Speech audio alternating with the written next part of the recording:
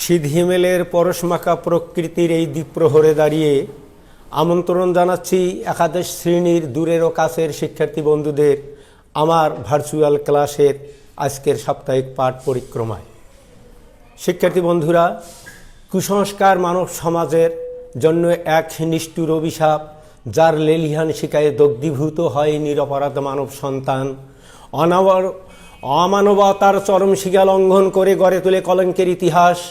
মানবতা হয় ভুলণ্ঠিত, এমনি এক সমাজ ব্যবস্থার জীবনাচরণে গড়ে ওঠা আমাদের আজকের কাব্যিক নিবেদন শরৎবাবুর রচিত ছোট গল্প বিলাসী। শিক্ষার্থী বন্ধুরা, বিলাসী গল্পের বিচার বিশ্লেষণমূলক দৃষ্টিভঙ্গি নিয়ে আমাদের আজকে থাকছে অবস্থান। লেখক প্রসঙ্গ থাকবে সেই সাথে, আর পাঠ মূল্যায়নে যাব আমরা সর্বশেষে। আর তারই ধারাভাষ্যে রয়েছি আমি মোহাম্মদ খায়রুল ইসলাম, সহকারী অধ্যাপক বাংলা বিভাগ, ডিমলা ইসলামিয়া ডিগ্রি কলেজ। শিক্ষার্থী বন্ধুরা, কে সে শরৎবাবু আমরা এক দৃষ্টিতে দেখিনি। 1876 খ্রিস্টাব্দে পশ্চিমবঙ্গের হুগলি জেলার দেবানন্দপুর গ্রামে যার জন্ম, মাতা ভুবনমোহিনী দেবী, পিতা মতিলাল চট্টোপাধ্যায়। দারিদ্র্যক্লিষ্ট সংসার জীবনে অতিষ্ঠ এই শরৎবাবু যদিও দরিদ্রের কষাঘাতে জর্জরিত হয়েছিলেন, কিন্তু তার সাহিত্য প্রতিভা দমিয়ে থাকেনি কখনো। দারিদ্রতার কষাঘাতে তিনি উপমহাদেশের যত্রতত্র ছিন্নমূল মানুষের মতন প্রথম পর্যায়ে ঘুরে বেরিয়েও এক পর্যায়ে সন্ন্যাসগিরিতে নাম দিয়েছিলেন। শুধু তাই নয়, অর্থ জোগাড়ের জন্য উপমহাদেশের বাইরে সুদূর বার্মা মুল্লুকেও তিনি পাড়ি জমিয়েছিলেন। আবার উপমহাদেশের ছেড়ে ঘুরে এসে এখানে তার সাহিত্য প্রতিভার স্ফুরণ ঘটালেন। প্রথম কুন্তিলিনী পুরস্কার প্রাপ্ত গল্প মন্দিরের মধ্য দিয়ে যার যাত্রা শুরু, ঠিক একইভাবে একটার পর একটা উপন্যাস লিখে তিনি খ্যাতির জগতে পদার্পণ করলেন। বাংলা সাহিত্যের সর্বাধিক জনপ্রিয় ঔপন্যাসিক হিসাবে তিনি আমাদের মাঝে পরিচিতি লাভ করেছেন। দেবদাস, গৃহদাহ, শ্রীকান্ত, পল্লী সমাজ, চরিত্রহীন, দেনা পাওনার মতো অগণিত উপন্যাস লিখে আমাদের কাছে তিনি দেশের সাহিত্যিক জগতে বরেণ্য ব্যক্তিত্ব।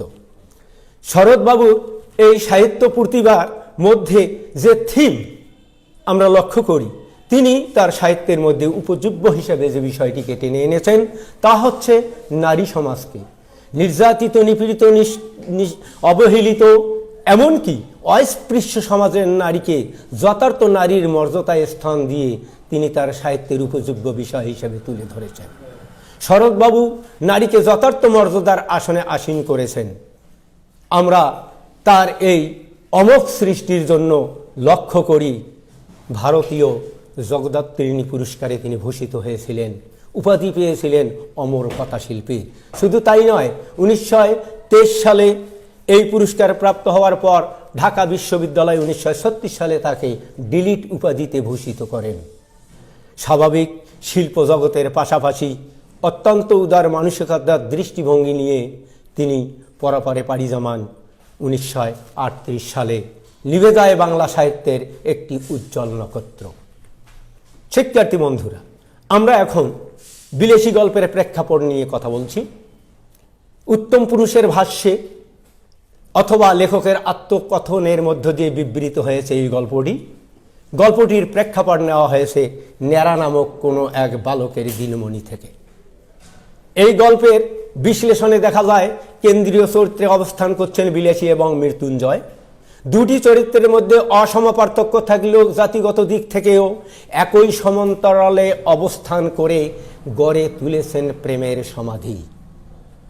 এরকম চরিত্র ইতিপূর্বে আমরা লক্ষ্য করি, যেমন মানিক বন্দ্যোপাধ্যায়ের মাসি পিসি গল্পের মধ্যে মাসি পিসিকে, সৈয়দ অলিউল্লাহর লালসালী উপন্যাসে সংগ্রামী আক্কাসকে, রবীন্দ্রনাথের অপরিচিত গল্পে আমরা কল্যাণীকে এই ভূমিকায় দেখতে পাই।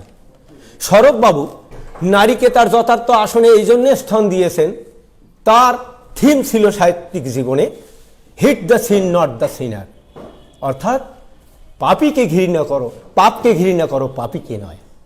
শরৎবাবুর এই চিন্তা চেতনায় গড়ে উঠেছে আমাদের এই বিলাসী গল্প। পাঠ বর্ণনায় আমরা দেখতে পাই পিতৃমাতৃহীন একটি বালক যে কিনা আম কাঁঠালের পোড়া বাড়িতে অবস্থান করলেন, গেতিখুরা নামে আত্মীয় স্বজনের পরিচয় পাওয়া গেলেও মৃত্যুসজ্জায় শায়িত মৃত্যুঞ্জয়কে দেখতে কোনো আত্মীয় স্বজন আসলেন না। অসহায় কাতরাচ্ছে মৃত্যুঞ্জয়, পাশ দিয়ে হেঁটে যাচ্ছেন মালোপাড়ার নিম্নবর্ণের এক বুড়ো মালো। সহানুভূতিশীল দৃষ্টিতে তাকালেন, বাড়ি গেলেন তার 17-18 বছর বয়সের বালিকাকে নিয়োজিত করলেন তার সেবা শুশ্রূষায়। দিন রাত জেগে সেবা শুশ্রূষা করে মৃত্যুর পথযাত্রী মৃত্যুঞ্জয়কে মৃত্যুর হাত থেকে রক্ষা করলেন। সেবা শুশ্রূষা করতে যে গল্পকার বলেছেন যেন ফুলদানিতে ভিজিয়ে রাখা বাসি ফুলের মতো, এবং সেবা শুশ্রূষা করতে যে তার চারিত্রিক যে ফিজিক্যাল ইনস্ট্রাকচার এমনই অবস্থায় দাঁড়িয়েছিল, মেয়েটির বয়স 17 না 18 ঠাহর করা যায় না।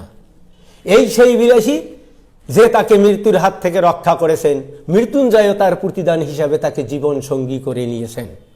কিন্তু তথাকথিত রক্ষণশীল হিন্দু সমাজ এটাকে মেনে নিতে পারেননি। শুধু মৃত্যুঞ্জয়কে নয়, বিলাসীকেও পর্যন্ত সমাজের বাইরে অবস্থান করতে বাধ্য করেছে। প্রেমের টানে মানবতার সেবায় এরা দুইজনে জোড়া জুটি বেঁধে সমাজের বাইরে গিয়েও কালতিপাত করেছেন। কিন্তু ভাগ্যের নিষ্ঠুর পরিহাস, মৃত্যুঞ্জয়ের সাপের কামড়ে মৃত্যু হলে পিতামাতার দেয়া মৃত্যুঞ্জয় নামটি মিথ্যা প্রতিপন্ন করে তিনি পরলোকে পাড়ি জমান। বিলাসীও তার প্রেমের উত্তম প্রতিদান দিতে দ্বিধাবোধ করেননি। ঘরে রক্ষিত বিষ পান করে স্বামীর সহযাত্রী হয়েছেন, মৃত্যুবরণ করেছেন। এই দুইটি জীবন অকাতরে ঝরে যাওয়ার পিছনে শিক্ষার্থী বন্ধুরা যে জিনিসটি আমরা লক্ষ্য করি তা হচ্ছে তৎকালীন রক্ষণশীল গোড়া হিন্দু সমাজ। তারা যদি এই প্রেমের মূল্য দিত, মানবতার সেবায় যে মেয়েটির এই দান তাকে যদি স্বীকার করে নিত, হয়তো অকাতরে এই দুইটি প্রাণ ঝরে যেত না। দুর্ভাগ্য হলে সত্য, সে সমাজ মেনে নিতে পারেনি। কারণ সে সমাজের লুলুপ দৃষ্টি পড়েছিল মৃত্যুঞ্জয়ের সেই 14-15 বিঘা আম কাঁঠালের বাগান বাড়িটি। মৃত্যুঞ্জয় মারা গেলেই তারা সহজে এটা ভোগ করতে পারত। এই স্বার্থর দিকে লক্ষ্য করেই তারা এই প্রেম অথবা মানবতার সেবাকে তারা পছন্দ করেননি। স্রষ্টার ধর্মে এটি সর্বধর্মে স্বীকৃত, তোমাদের মধ্যে সেই ব্যক্তি সর্বশ্রেষ্ঠ যার দ্বারা সাধিত হয় মানবতার কল্যাণ। বিলাসী এই মানব ধর্ম পালন করতে যে সমাজে সেই চক্ষুশূল ব্যবস্থাকে চোখে আঙ্গুল দিয়ে দেখিয়ে দিয়েছেন, জাতি ধর্ম বর্ণ নয়, সকল মানুষের কাছে সবচেয়ে বড় ধর্ম হচ্ছে সমাজ ধর্ম, সেবার ধর্ম। মানবতার সেবার চেয়ে বড় কোনো ধর্ম কোনো দেশ জাতির কাছে আর নাই। আমরা যদি সেই মানবতার সেবা ধর্ম দিয়ে প্রেম প্রীতির বাঁধনে আমরা যদি সমাজ গড়তে পারি, তবেই আমাদের কাছে একটি সুন্দর বিনির্মাণ সমাজ ব্যবস্থা দেখা দিবে। উদ্ভাসিত হবে সেই সমাজ ব্যবস্থা যার মধ্যে থাকবে মানবতার কল্যাণ নিহিত। আজকে এই বিলাসী গল্প থেকে আমরা এই শিকন ফলে উপনীত হই, মানবতার দীক্ষায় দীক্ষিত হয়ে আমরা সেবা ধর্ম পালন করে যাব। সমাজের সমস্ত কুসংস্কার, সমস্ত অন্যায় অত্যাচারের বিরুদ্ধে সোচ্চার হব। লেখক বিলাসী গল্পের মধ্য দিয়ে এ প্রজন্মের শিক্ষার্থীদের কাছে সেই প্রত্যাশা, সেই আহ্বান জানিয়েছেন। সুতরাং লেখকের এই প্রত্যাশা পূরণে আমরাও এগিয়ে আসি, বলিষ্ঠ কণ্ঠে উচ্চারণ করি, শুনো হে মানুষ ভাই, সবার উপরে মানুষ সত্য, তাহার উপরে নাই। শিক্ষার্থী বন্ধুরা, স্বাস্থ্যবিধি মেনে সুস্বাস্থ্যের অধিকারী হয়ে আগামী ক্লাসে আবারও ফিরে আসো, আমরাও মুখোমুখি হব, সেই প্রত্যাশা জানিয়ে আমার আজকের বক্তব্যের এখানেই পরিসমাপ্তি টানছি। সকলকে ধন্যবাদ।